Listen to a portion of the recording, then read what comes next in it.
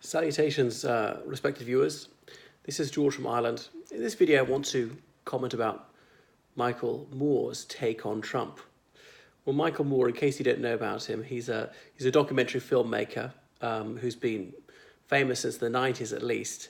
And as I'm sure he'd like to tell you, he comes from Flint, Michigan.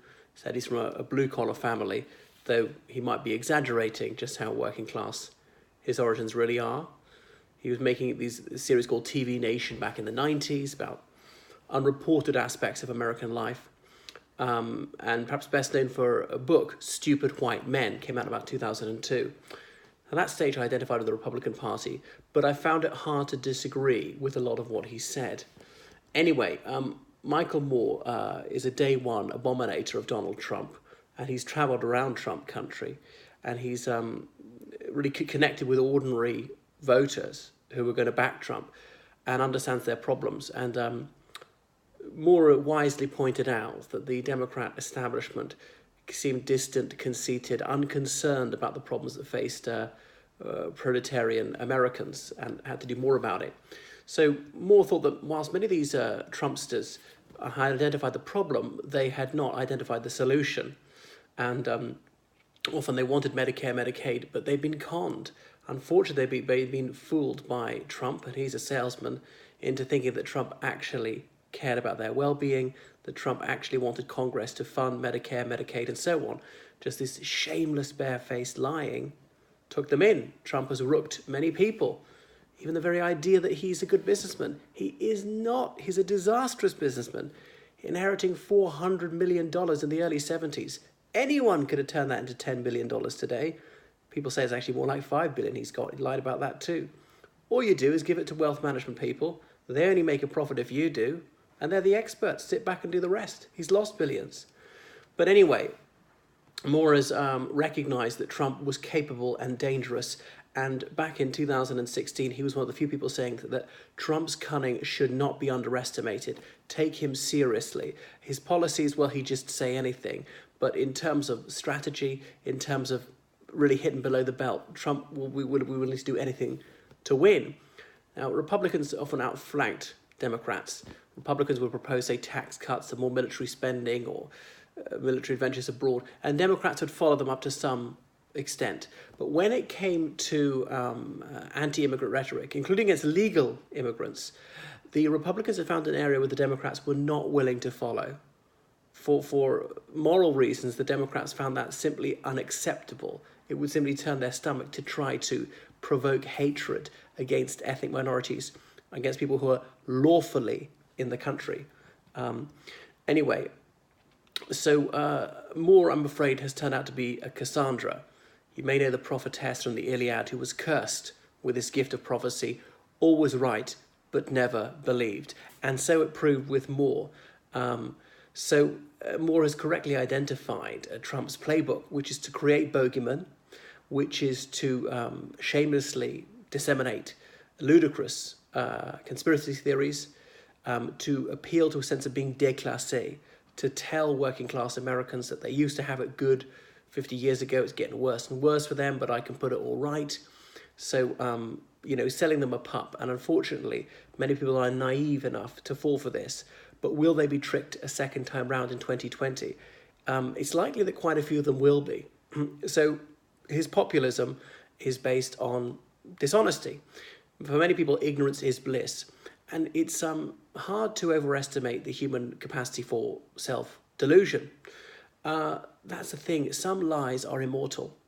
The sword of truth can stab a lie in the heart numberless times, and yet that lie will not die.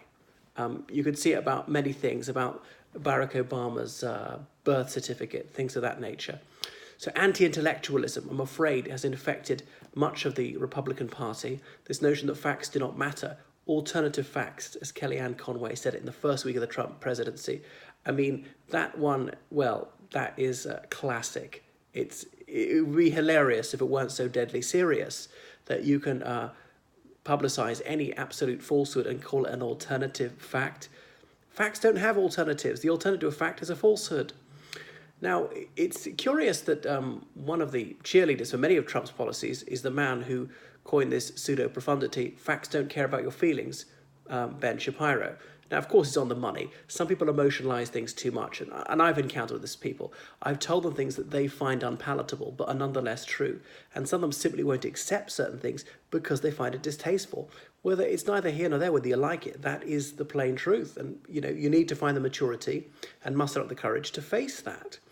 But as Mr. Shapiro cares so deeply about God's honest truth, surely he should be lambasting Trump for the wholesale dissemination of outright lies.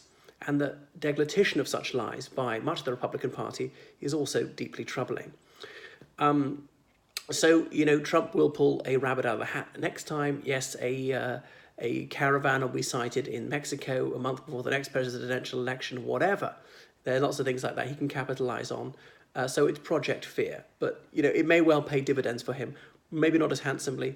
He needs every vote next time that he got last time. Otherwise, he won't win. 100,000 votes in the key swing states. Had they gone the other way, Hillary Clinton would win the White House. Obviously, much depends on the Democrats selecting a candidate without such high negatives that Hillary Clinton did, without being so dislikable, lacking the common touch. I think Elizabeth Warren would be a grave mistake because she comes across as desiccated, distant, bland, not especially likable, too buttoned up, this dry professor type. No. Someone with a bit more of the common touch, a bit of pizzazz, a bit of showbiz ability. Likability is the top factor in making someone electable. They've got to be affable. I mean, I find Trump detestable, but he knows how to work a crowd. So that's the curious thing about America and its notion of democracy. It's not the way that people vote that counts. It's how you count the vote afterwards. That's what matters. So Republicans will try blatant voter suppression. It was staggering what happened this time in Georgia. The elected official in charge of the election was also a candidate in that very same election to be governor. And looks like he's got his way against Stacey Abrams. So Moore maybe also spot on when he says if Trump is defeated, he will refuse to leave. He'll claim it's rigged. He's done so before. Trying to get the Republican nomination, Trump was already preparing his excuses, saying it was rigged.